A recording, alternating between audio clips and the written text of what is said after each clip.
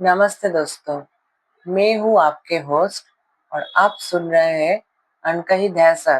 तो पिछले एपिसोड में हमने देखा कि ईशान ने अपने पोश मुंबई अपार्टमेंट की लिफ्ट में फंस गया है। पर यह लिफ्ट किसी बिल्डिंग की नहीं, ये लिफ्ट काला चक्र का एक नया पोर्टल है। 12th फ्लोर के बाद है 13th फ्लोर का आना नामुमकिन था, पर ईशान के सामने अब वही रायगढ़ स्टेशन है जो 2026 की टेक्नोलॉजी में किसी वायरस की तरह घुस गया है।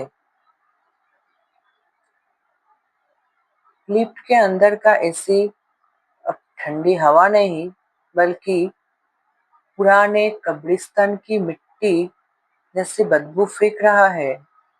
ईशान अपने आईफोन की फ्लैशलाइट ऑन करता है, पर लाइट इंफ्रारेड में बदल जाती है, जिसमें उसे लिफ्ट की दीवारों पर हजारों हाथों का निशान दिखता है। ईशान चिल्लाता है, लिफ्ट का बटन दबोचा है, पर हर बटन पर अब 13 लिखा हुआ है। जब ईशान ने उम्मीद छोड़ दी थी, तभी उसके कानों में एक आवाज आई।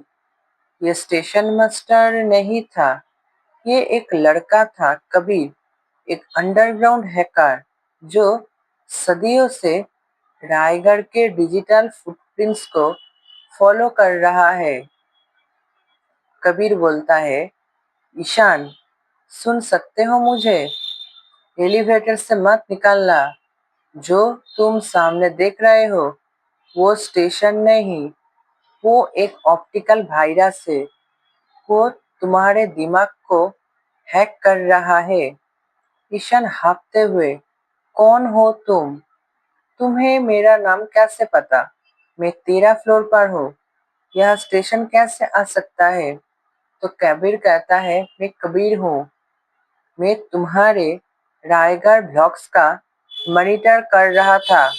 सुनो, तुम्हारे बाप ने हवेली जलाई थी, पर उसने उसके सोर्स कोड को खत्म नहीं किया। वो एनर्जी अब मुंबई के फाइबर ऑप्टिक केबल्स में दौड़ रहा है। लिफ्ट के पैनल के नीचे एक वायरिंग है, उसे तोड़ो। ईशान, मैं ये नहीं कर सकता। दीवारों से खून निकल रहा है। कबीर, कबीर, वो खून नहीं है, वो हाइड्रोलिक फ्लूइड है जो तुम्हारे डर की वजह से तुम्हें लाल दिख रहा है। लॉजिक मत छोड़ो ईशान। अगर तुम्हें डर को मना तो तुम डाटा बन जाओगे और वो तुम्हें डिलीट कर देगा। ईशान ने कपकपाते हाथों से लिफ्ट का पैनल खोला। कबीर उसे इंस्ट्रक्शन देता रहा।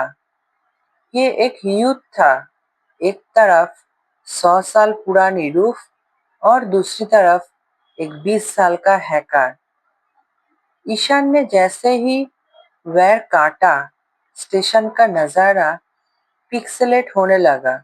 कभी वह प्लेटफॉर्म दिखता तो कभी बिल्डिंग का कचरा। ईशान ने हिम्मत की और लिफ्ट से बाहर कदम रखा। फिजिकल रियलिटी और डिजिटल रियलिटी मिक्स हो रहा है। ईशान देखता है कि प्लेटफॉर्म पर बैठे सवारियों मतलब कि पैसेंजर्स असली नहीं है।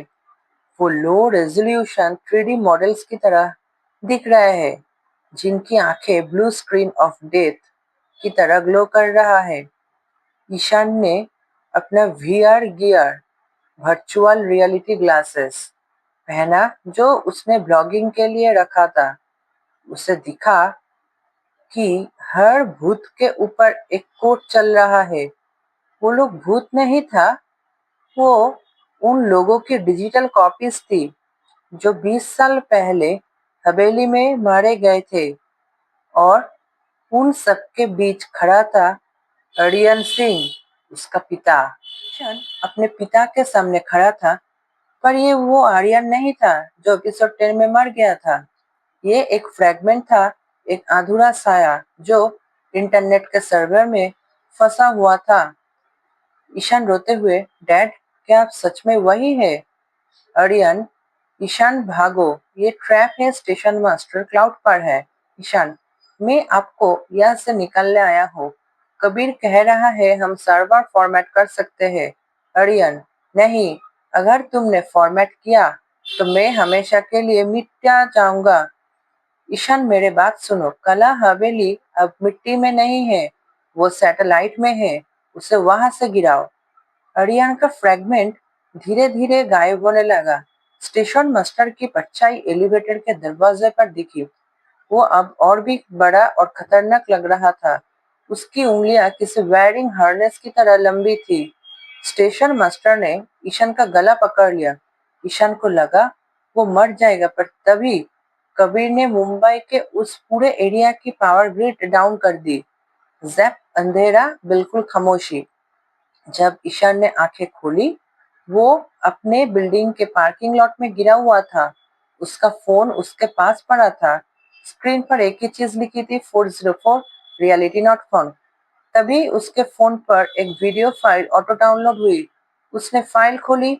उसमें उसका अपना बचपन का वीडियो था जो उसकी माँ ने रिकॉर्ड किया था।